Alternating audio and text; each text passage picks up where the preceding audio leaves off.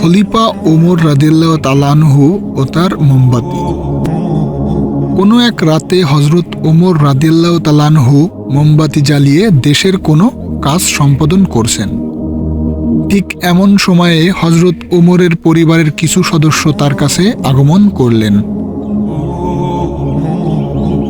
কিন্তু মজার বিষয় হলো, ঠিক তখনই হজরত ওমর রাদিয়াল্লাহু তাআলা আনহু তার মোমবাতিটি নিভিয়ে দিলেন এবং সাথে সাথে আরেকটি মোমবাতি জ্বালিয়ে দিলেন।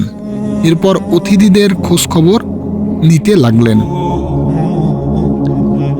মেহমানদের থেকে কৌতূহলী এক ব্যক্তি ওমর রাদিয়াল্লাহু তাআলা আনহুকে জিজ্ঞাসা করলেন, আমিরুল মুমিনিন, আপনি আমাদেরকে দেখে কেন আগের মোমবাতিটি নিভিয়ে নতুন মোমবাতিটি জ্বালালেন?